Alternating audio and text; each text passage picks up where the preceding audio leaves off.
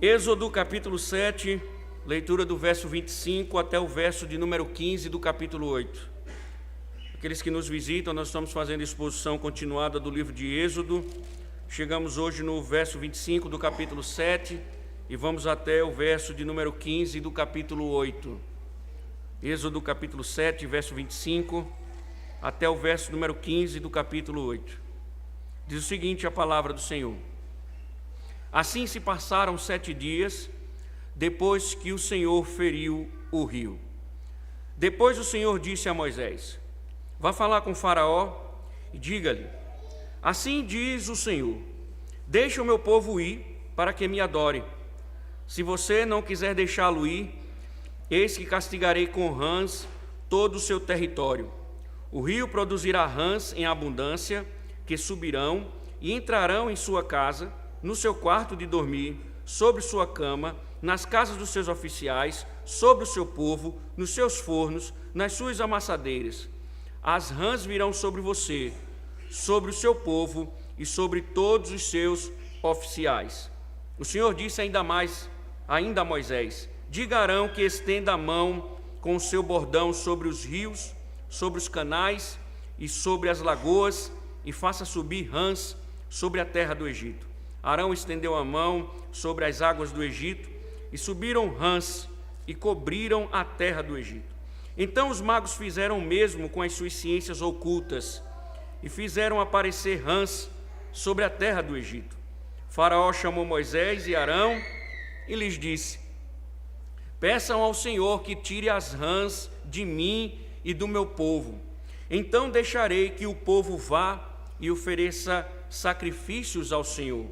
Moisés disse a Faraó: tenha a bondade de me dizer quando é que devo orar por você, pelos seus oficiais e pelo seu povo, para que as rãs sejam retiradas de você e das suas casas e fiquem somente no rio. Faraó respondeu: amanhã. Moisés disse: seja conforme a sua palavra, para que você saiba que não há ninguém como o Senhor nosso Deus. As rãs se afastarão de você, das suas casas, dos seus oficiais e do seu povo. Ficarão somente no rio. Então Moisés e Arão saíram da presença de Faraó. E Moisés clamou ao Senhor por causa das rãs, conforme havia combinado com Faraó. E o Senhor fez conforme a palavra de Moisés. Morreram as rãs nas casas, nos pátios e nos campos.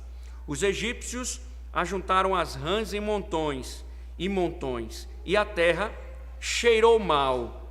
Vendo, porém, Faraó que havia alívio, continuou de coração endurecido, e não os ouviu como o Senhor tinha dito. Ó Deus, mais uma vez clamamos as tuas misericórdias, para que, com a tua graça, ó Deus, possa nos falar mais uma vez, assim como falaste pela manhã. Abre, ó Deus, os nossos ouvidos, o nosso entendimento, Senhor, e dobra os nossos joelhos, para que, ó Deus, nos humilhemos diante do Senhor, diante da tua voz, em nome de Cristo. Amém. Poder sentar-nos.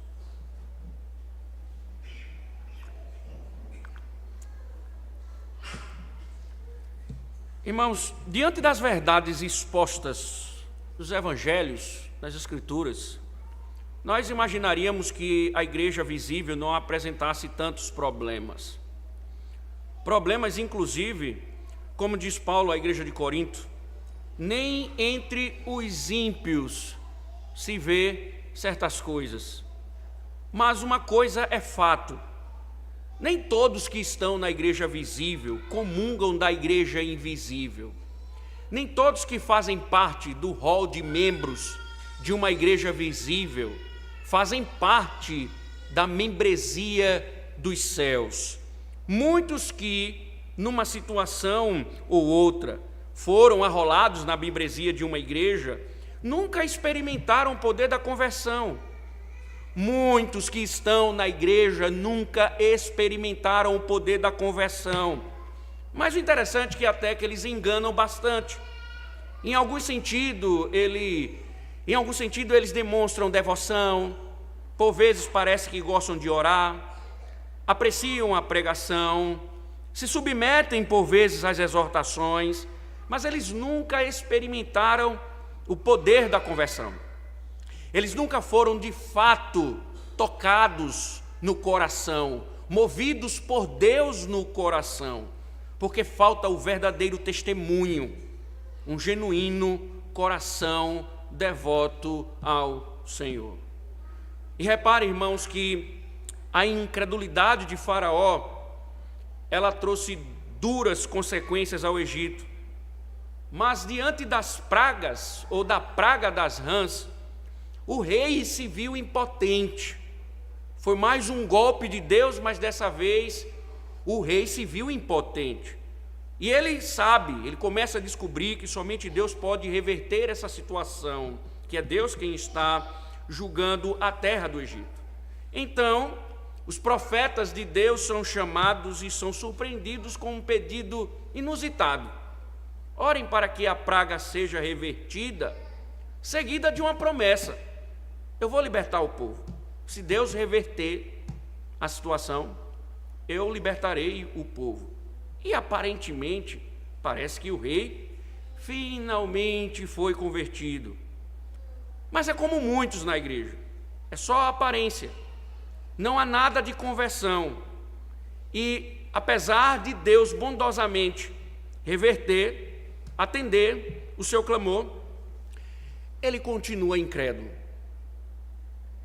Esse texto, irmãos, nos mostra o perigo de assumir um compromisso temporário com Deus.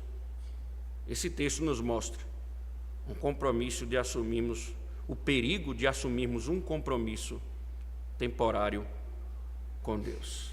Que o Senhor fale aos nossos corações. Repare que o verso 25, Moisés, ele registra: assim se passaram 7 dias depois que o Senhor feriu o Egito. A imagem que nós temos aqui, o sangue fluíra rio abaixo, peixes morriam, o fedor começava, conforme nós vimos o Senhor tratar com o faraó na primeira praga. E é interessante o que o texto está dizendo, porque eles tiveram tempo suficiente, 7 dias, tempo suficiente para digerir tudo o que havia acontecido e se arrependerem.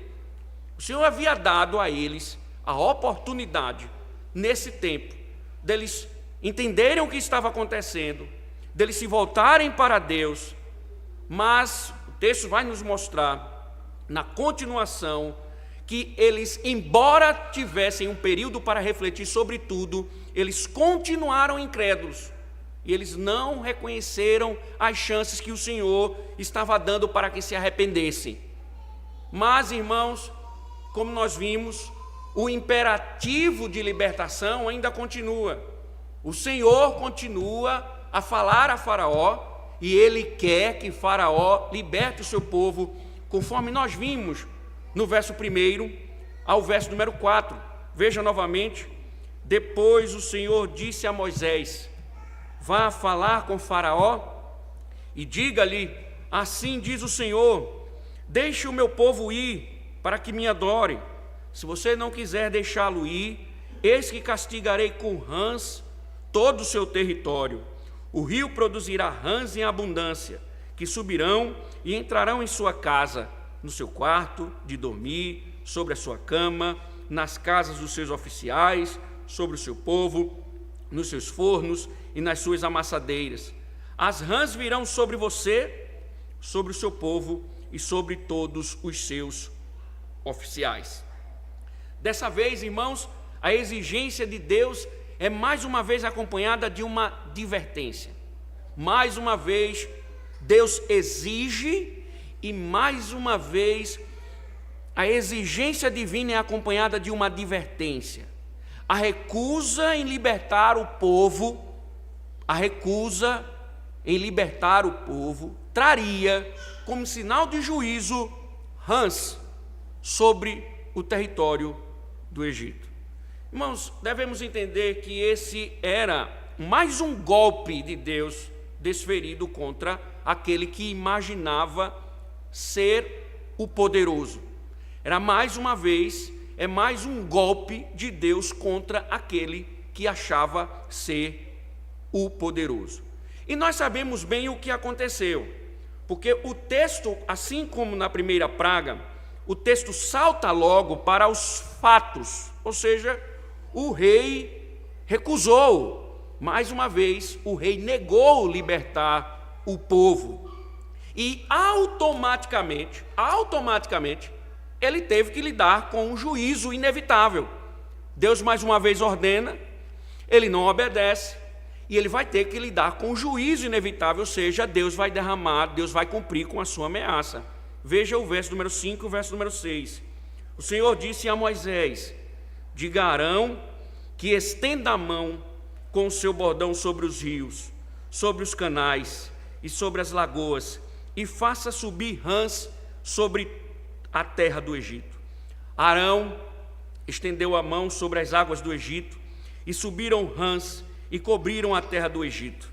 Vejam, irmãos, o fato aqui que Moisés está descrevendo, ele é digno de atenção. É interessante notar que a palavra usada por Moisés, ao dizer que o Egito seria povoado por enxames de rãs, é a mesma que Deus usou no 5º dia da criação. Gênesis capítulo 1, verso número 20, diz o seguinte: que as águas sejam povoadas e enxames de seres vivos, e as aves voem sobre a terra, sob o firmamento dos céus. A mesma palavra usada por Moisés aqui é também usada em Gênesis. Ou seja, não eram poucas rãs que estavam aparecendo. Do mesmo jeito que Deus, com o seu poder, com a sua grandeza, fez com que a terra, os mares, eles fossem habitados abundantemente. O que Moisés está dizendo é que as rãs, elas viriam de todos os lugares e elas inundariam toda a região do delta do Nilo. Tanto é que no verso 6, Moisés diz que as rãs cobriram a terra do Egito. Era mais fácil ver rã do que solo. É algo tão impressionante no texto, irmãos, que a Escritura, ela muitas vezes, ela descreve esse evento e destaca a grandeza disso. Foi algo tão impressionante que o salmista, por exemplo, ele chega a descrever o seguinte: Deus enviou contra eles rãs que os destruíssem. Salmo 78, 45. Agora, é bem verdade, irmãos, que rãs não são particularmente perigosas, mas o terror do texto, o terror da narrativa, está justamente na multiplicação. Não é o perigo que elas promovem, mas a quantidade com a qual Deus se utilizou para julgar o Egito. Ou seja, elas invadiram tudo. Isso foi um poder espetacular.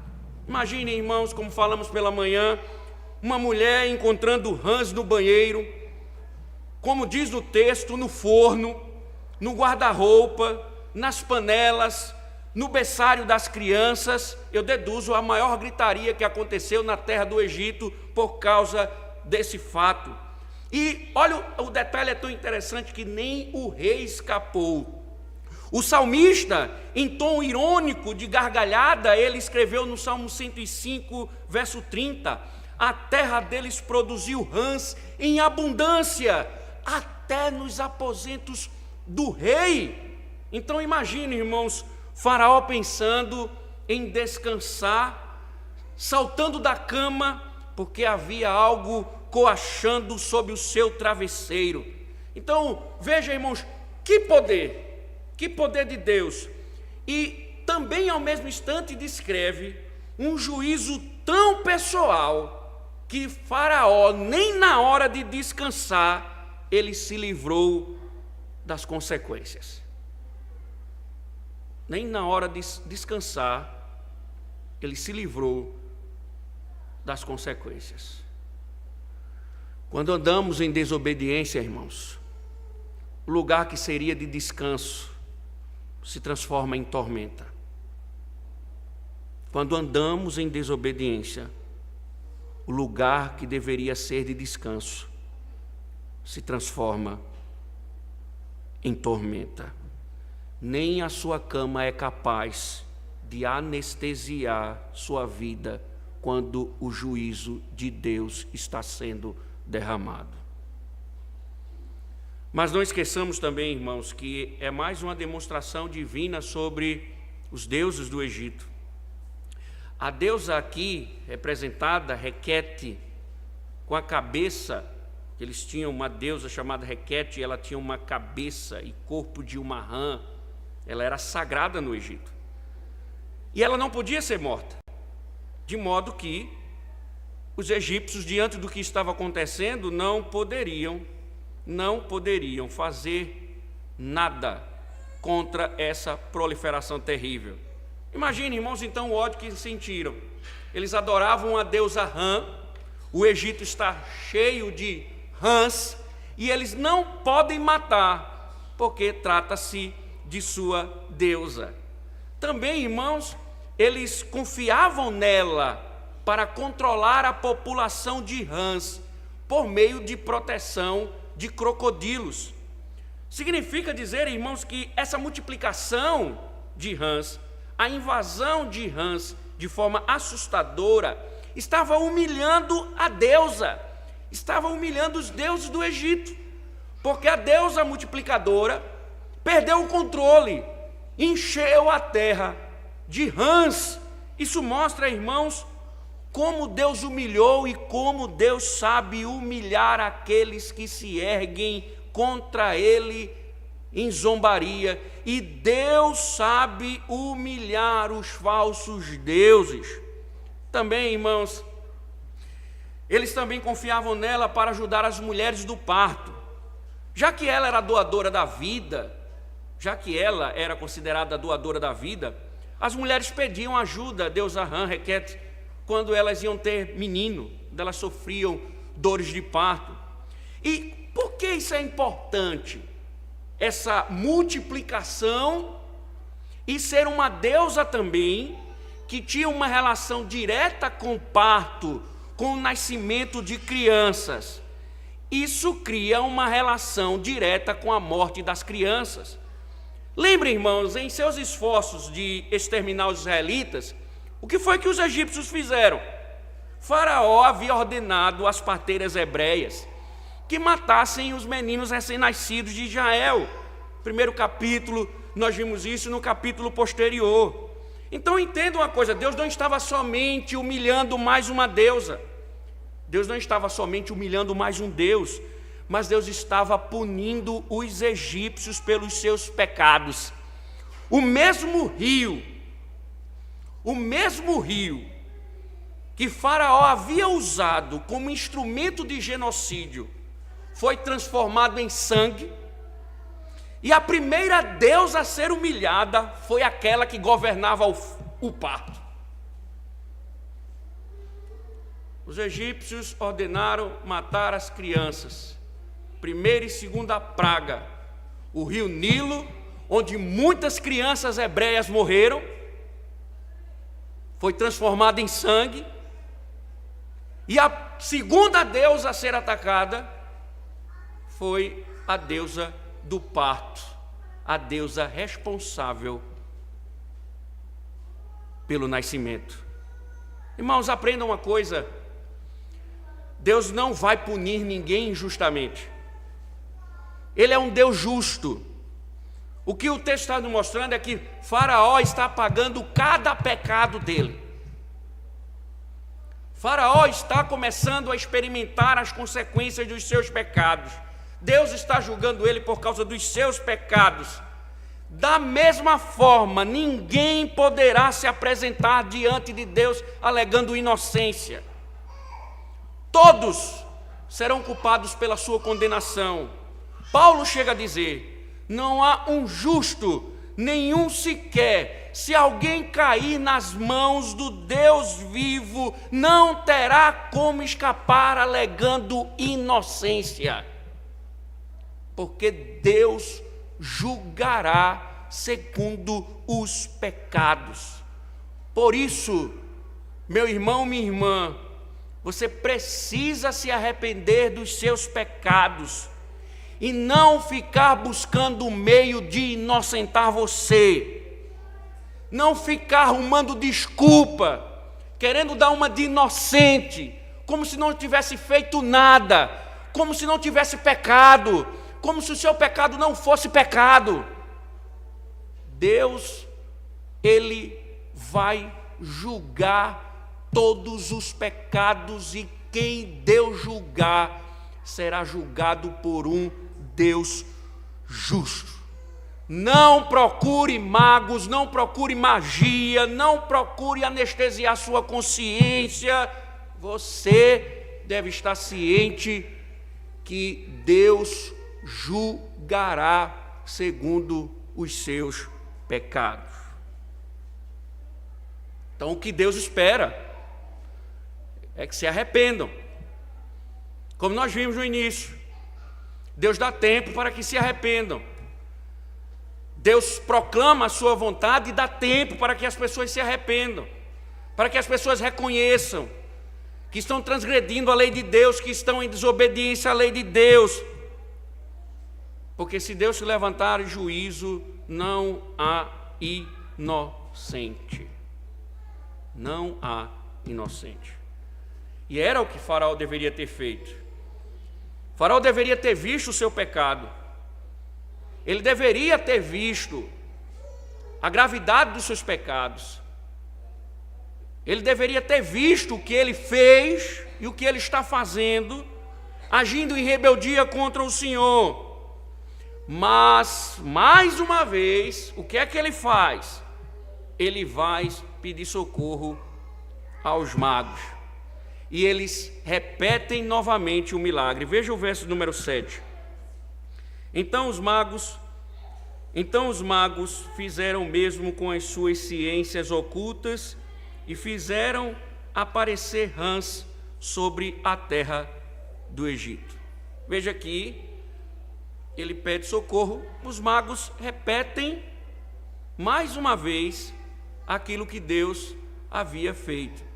Só que, dessa vez, irmãos, Faraó ele não se impressiona, porque ele não queria mais rãs do que já tinha. Então observe mais uma vez o mesmo processo da primeira praga. Eles repetem, eles trazem mais danos, porque eles criam mais rãs.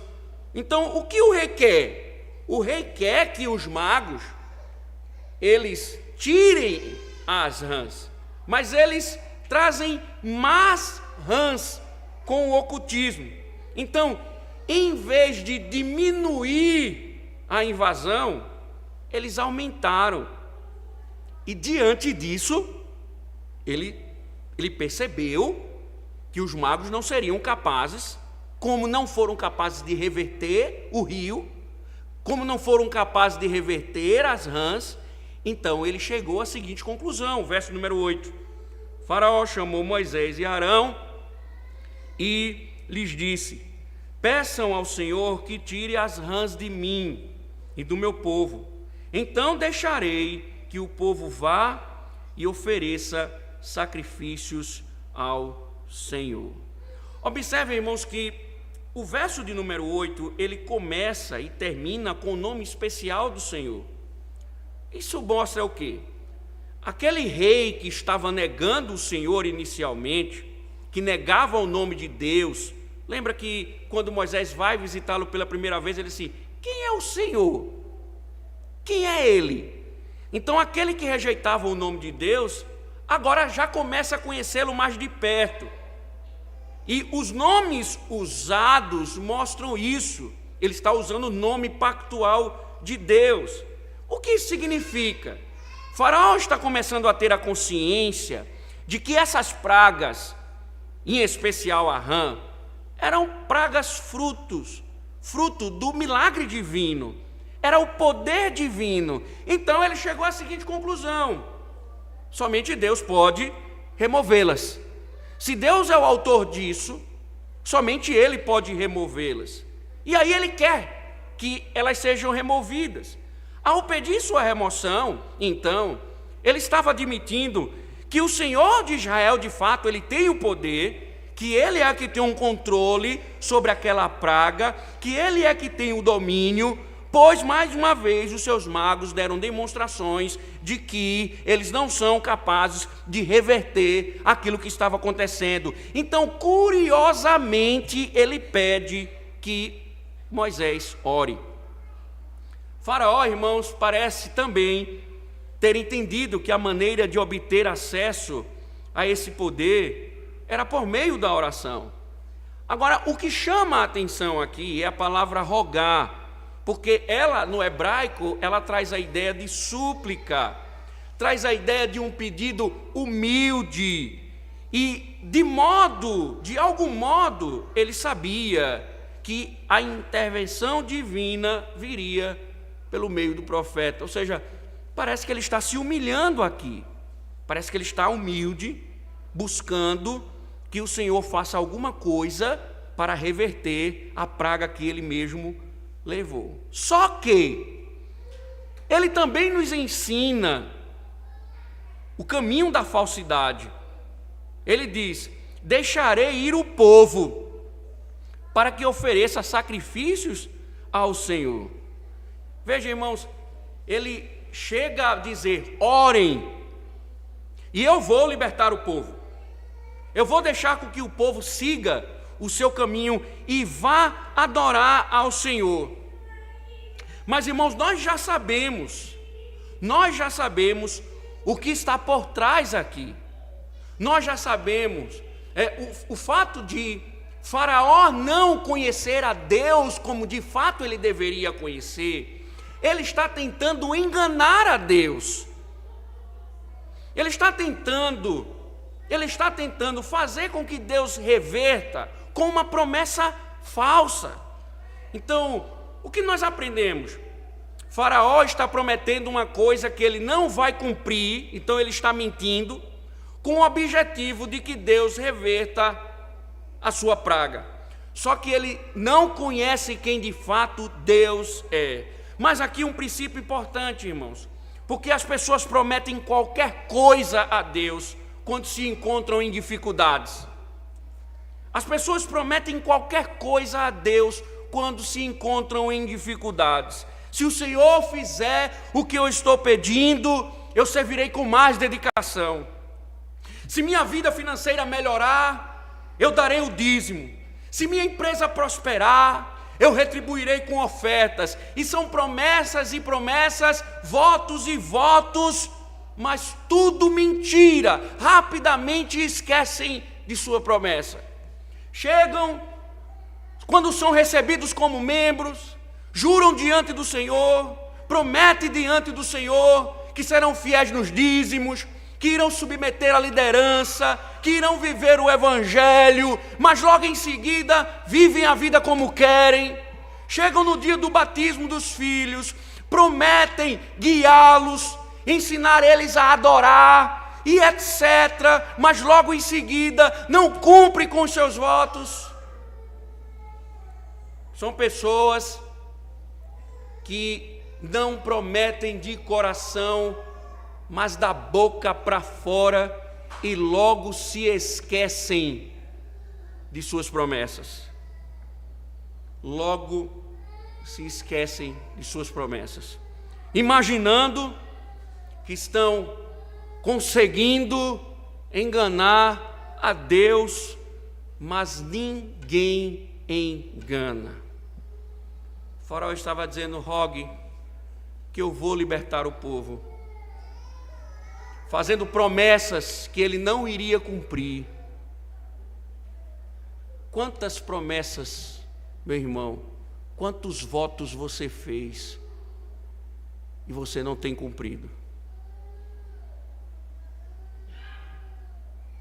Quantas coisas você disse ao Senhor que iria fazer e não fez? E o pior, fez promessas que você sabia que você não ia cumprir, tentando barganhar com Deus. Só que ninguém engana o Senhor. Ninguém engana o Senhor. Ele sabe que você mentiu no dia do batismo do seu filho. Ele sabe que você mentiu no dia que você foi recebido como membro. Ele sabe que você mentiu na reunião do conselho quando você disse que ia se dedicar mais. Ele sabe que você é um mentiroso, que você tenta barganhar com Ele. Ele sabe.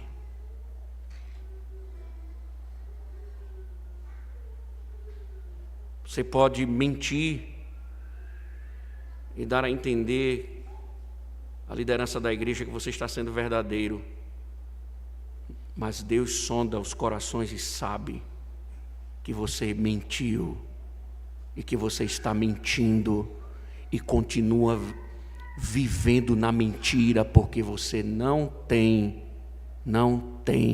a intenção de cumprir com aquilo que você prometeu.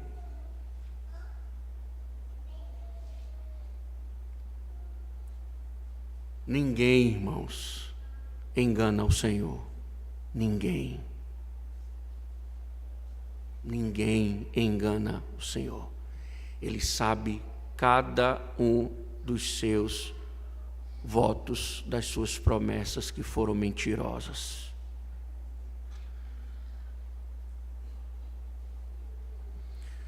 Mesmo assim, irmãos, a promessa de Faraó demonstra claramente que ele entendia o que Deus exigia dele. Faraó sabia que Deus era o Criador e juiz. Ele reconhece o poder no nome de Deus e acreditava que ele podia atender às orações. Mas ele não conhecia Deus como seu Salvador e Senhor. A prova é que ele não vai orar. Ele pede que orem. Ele pede que orem. Quantas pessoas não são assim, meus irmãos? Parecem conhecer a Deus, falam de Deus, mas eles estão com o coração distante. E o problema de muitos, irmãos, como é o caso de Faraó, não é ignorância. O problema de muitos não é ignorância. Deus já estava dando demonstrações o tempo todo de que Ele era. Deus estava se revelando, mostrando sua glória, o seu poder, a sua majestade. Ele estava vendo tudo, estava reconhecendo. Mas Ele diz: orem, orem.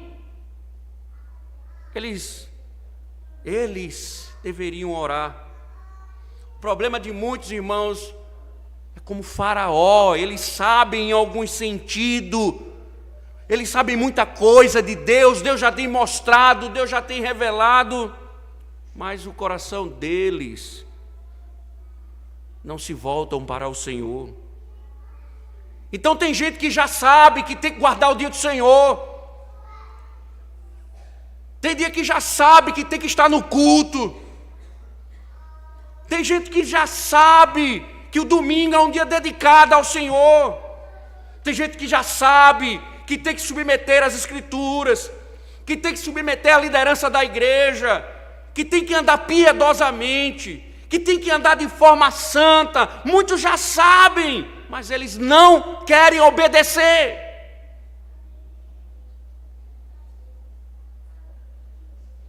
Eles sabem disso, mas não querem obedecer. E quantos aqui não são assim? Já escutaram a voz do Senhor por diversas vezes em diversos assuntos, tratando os pecados, o Senhor exortando, conhecendo a Deus, conhecendo a verdade de Deus, mas os que estão fazendo, estão desobedecendo ao Senhor. Estão andando nos seus próprios caminhos. Em vez de conhecerem a Deus e se submeterem, estão ficando mais rebeldes, tentando enganar a Deus, barganhar com Deus.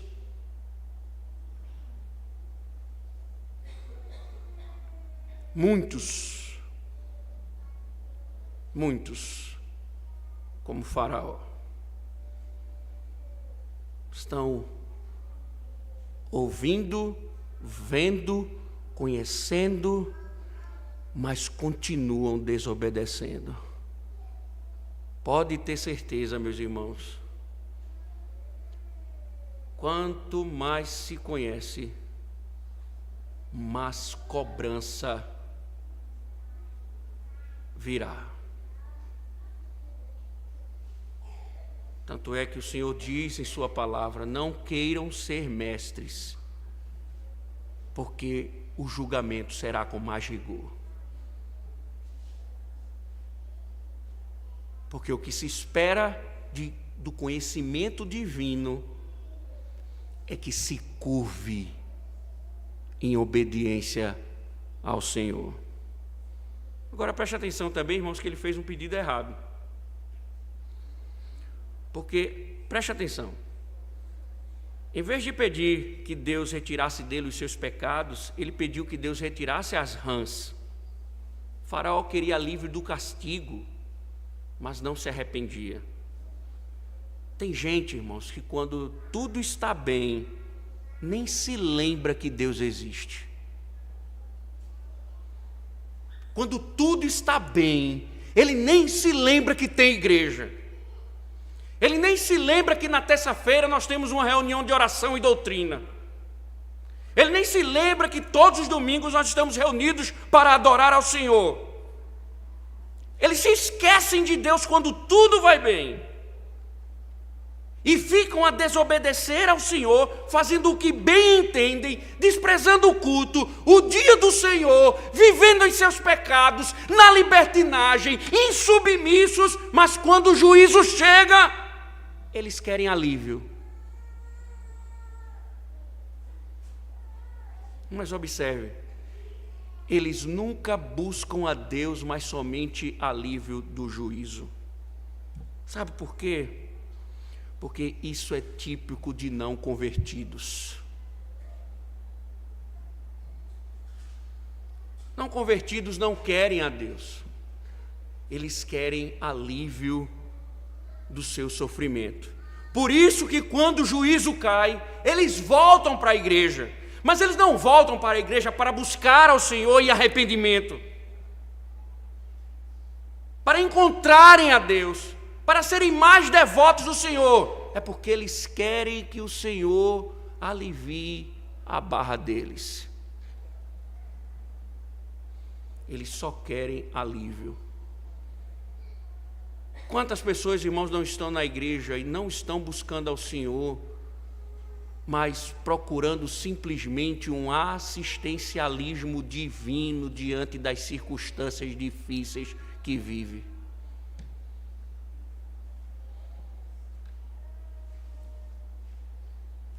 Só estão na igreja porque estão querendo que Deus faça ele passar no concurso. Só estão na igreja porque querem que o Senhor cure o parente. Só estão na igreja porque querem que o Senhor faça prosperar a empresa. Tem uns até hipócritas. Pastor, vou inaugurar minha empresa. O senhor pode dar uma palavra e fazer uma oração?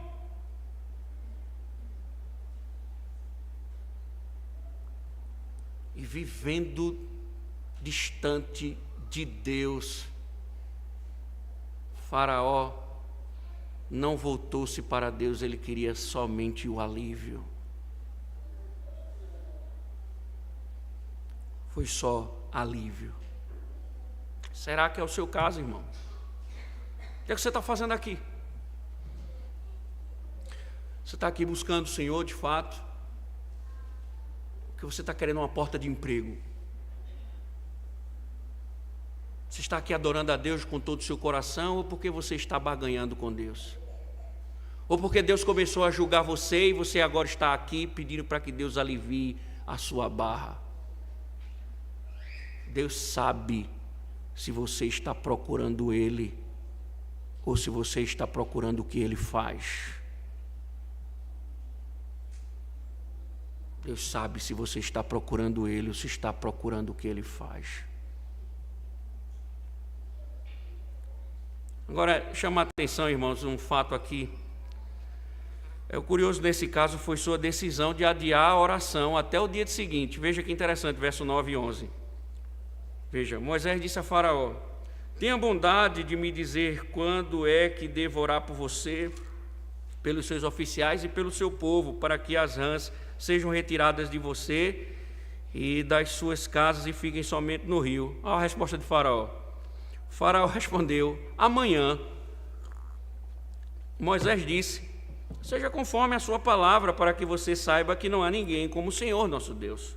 As rãs se afastarão de você, das suas casas, dos seus oficiais e do seu povo, ficarão somente no rio. Irmãos, é interessante porque a maioria dos egípcios, se fosse fazer uma consulta aqui, a maioria dos egípcios teria pedido que a praga cessasse imediatamente. É óbvio, as rãs já estavam no território egípcio. Mas Faraó disse: amanhã, quero que vocês façam isso amanhã. Talvez, irmãos, ainda esperasse que elas desaparecessem por conta própria, para que ele não precisasse recorrer à ajuda de Deus. Mas aqui o que Moisés está querendo mostrar é que ele talvez pensasse que Deus precisava de um tempo para fazer cessar a praga, como se Deus não tivesse o poder de fazer que aquilo acontecesse instantaneamente. Mas observe que Moisés, ele não está preocupado com isso. Ele não está preocupado. Veja o verso 12 e 14. Veja que ele diz: então Moisés e Arão saíram da presença de Faraó, e Moisés clamou ao Senhor por causa das rãs, conforme havia combinado com Faraó. E o Senhor fez conforme a palavra de Moisés. Morreram as rãs nas casas, nos pátios e nos campos. Os egípcios ajuntaram as rãs em montões, e a terra cheirou mal. Moisés não está preocupado com o tempo. O que o texto vai descrever é que, independente do tempo, mais uma vez, o fim da praga foi um milagre divino. Então, algumas das rãs pularam de volta para o seu devido lugar no rio Nilo. Moisés está dizendo que o restante morreu em todo o Egito. Moisés está descrevendo que eram montes e montes delas. Seus corpos se empilhavam, que o texto hebraico está dizendo, imagine uma montanha de rãs mortas, gigantes, essas montanhas, apodrecidas, sob um sol escaldante. Não é interessante, irmãos? E que, sem dúvida alguma, mesmo depois de um imenso esforço de limpeza, ele ainda continuava tendo que lidar com uma crise de saúde pública, porque Deus fez cessar o aparecimento de rãs. Ou seja, já tinham rãs e elas continuavam aparecendo. Deus fez cessar as rãs e algumas voltaram para o rio e as que ficaram morreram. Então ele está aí com um problema de saúde pública, né? E o que Moisés está dizendo é que até quando Deus reverteu, Deus também mostrou um ato de juízo. Então, a remoção da praga, ela se evidenciou como maldição. Por quê, irmãos? Porque mais uma vez Deus, veja, qual é o ponto? Que Deus removeu a praga, mas fez os egípcios encarar as consequências dos seus pecados. Ele tirou as pragas, mas as consequências não. Porque, se vocês observaram, Moisés diz que o Egito se transformou num fedor, e um fedor perante Deus. Irmãos, deixa eu te dizer uma coisa. Não adianta, meus irmãos, se andarmos desobedientes, nós vamos ter que encarar o juízo divino até o final. Você pode pedir ao Senhor que Ele alivie sua barra, Ele pode até aliviar, mas as consequências, elas continuam. Elas vão continuar. Você não tem como escapar disso. Você não tem como escapar disso. As consequências continuarão. Deus perdoou o pecado de Davi, mas Davi viu sua casa colapsar pelas consequências do pecado. Deus pode aliviar, mas você vai ter que lidar com as consequências do juízo de Deus. Irmãos, pode parecer estranho, irmãos, que nessa ocasião ele clamou em nome de Faraó, Moisés, como diz o texto. Observe que ele não estava orando pelo bem de Faraó, ele estava orando pela glória de Deus. Ele estava orando pela reputação de Deus, pela reputação divina, que Deus demonstrasse também o seu poder, removendo a praga. É claro, irmãos, isso é um dos grandes privilégios do cristão, é o acesso a Deus por meio de oração, especialmente em tempos de desastre e aflição. Nós podemos interceder pelos outros. Isso não significa que quando olharmos para o outro, estivermos vendo o juízo de Deus sobre a vida dele, nós não devemos sorrir, mas lamentar e, se necessário, buscarmos ao Senhor para que o Senhor seja misericordioso com ele. Mas também, irmãos, por vezes temos que rogar ao Senhor para que Ele nos liberte também. Independente, nós devemos buscar ao Senhor, porque Ele nos ouve nos céus. Mas, meus irmãos, lembre que Faraó prometeu que se as rãs parassem, ele deixaria o povo partir. Mas o verso 15 termina dizendo: vendo, porém, Faraó que havia alívio, continuou de coração endurecido e não os ouviu, como o Senhor tinha dito. O que o Moisés está dizendo é que ele orou, Deus respondeu e Faraó quebrou a sua promessa. Aqui é a primeira vez que ele retrocede em sua palavra, mas não será a última. Ele vai ter esse comportamento, porque ele ainda não conhece quem Deus é, que sonda os corações. Mas Faraó, irmãos, era o tipo de homem que diz qualquer coisa para sair de uma encrenca. Mas assim que os problemas desapareceram, ele voltou a agir de forma egoísta. A única coisa, irmãos, que importava, o que o texto está nos mostrando para Faraó, era o seu próprio conforto. Veja que interessante que o texto diz que quando ele viu alívio, no hebraico está dizendo assim, quando ele viu espaço, ou seja, ele queria apenas uma folga, e assim que ele viu uma folga suficiente, Deus se tornou inútil para ele. No hebraico, a ideia de que Deus agora está fora da vista, fora da mente, pois as rãs desapareceram, então Deus também desapareceu da sua mente. Por vezes, irmãos, é isso.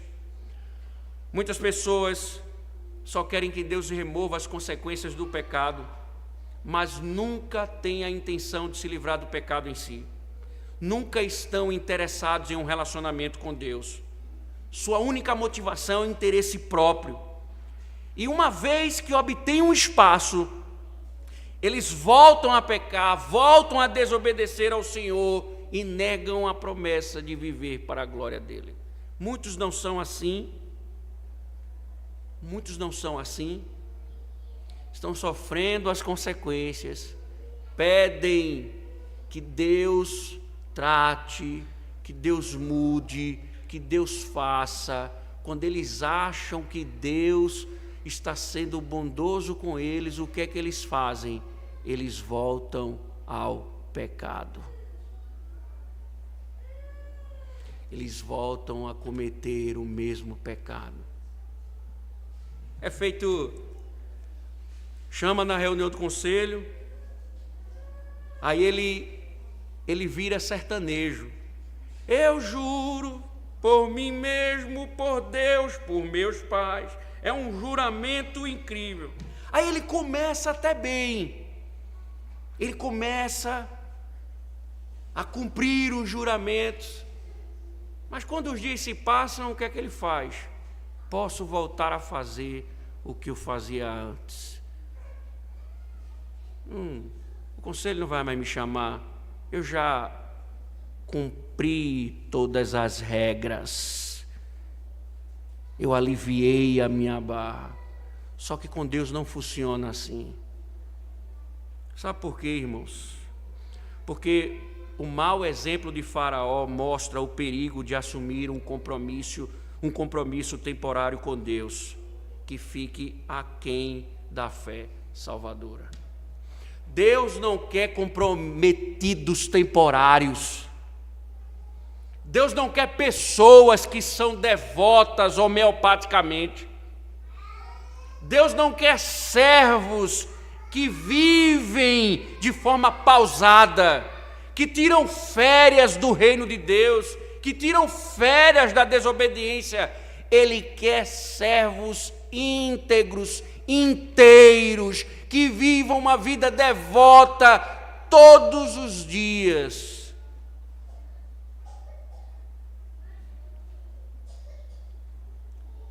É perigoso, irmãos, assumir um compromisso temporário com Deus.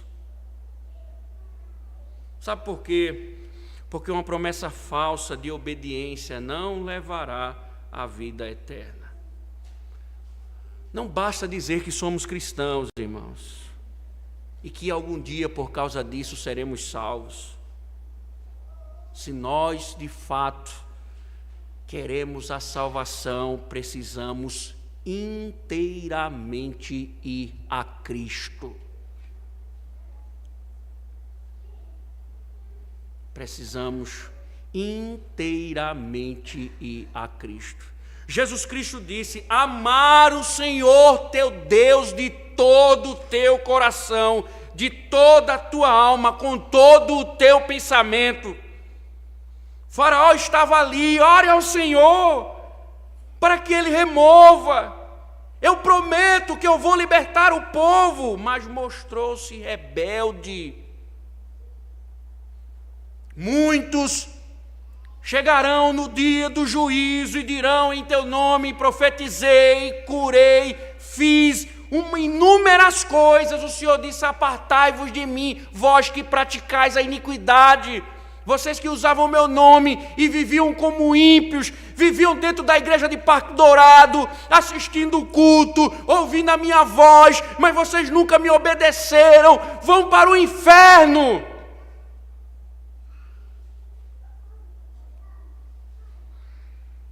Porque o Senhor, Ele não vai olhar a carteira de membro, Ele não vai investigar o rol de membros da igreja. Ele vai olhar o seu coração, se você viveu inteiramente para o Senhor.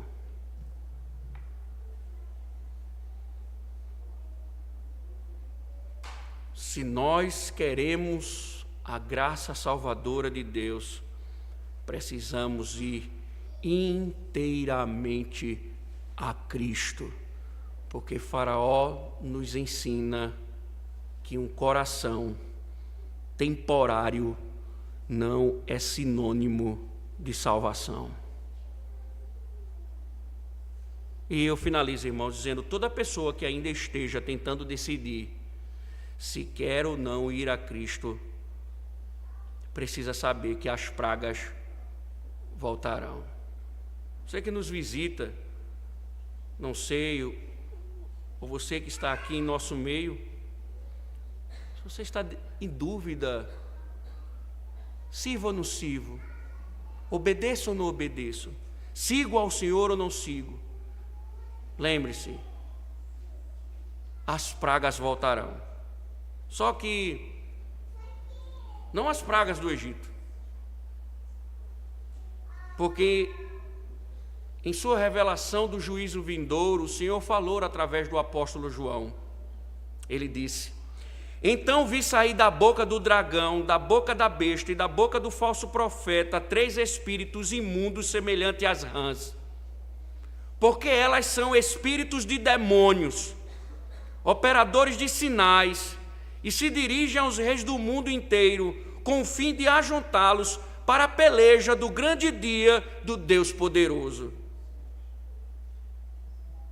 Ou seja,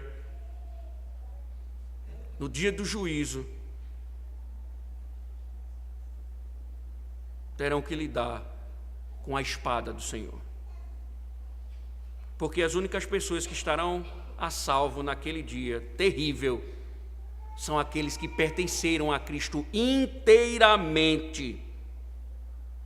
E pessoas que pertenceram a Cristo inteiramente, elas não precisaram pedir que outros orassem, mas elas oraram pedindo a Deus suas misericórdias e a sua graça salvadora. Que a voz do Senhor crie morada em nossos corações e possa nos conduzir durante a semana para a glória dele. Amém. Bendito seja o teu nome, Senhor, pela tua voz poderosa e por mais uma vez o Senhor falar aos nossos corações. Obrigado, Deus, porque o Senhor é quem fala e também é o nosso Deus e o nosso Senhor. Dá-nos, ó Deus, um coração inteiro dedicado ao Senhor, para te amarmos com toda a nossa vida. Em nome de Cristo. Amém.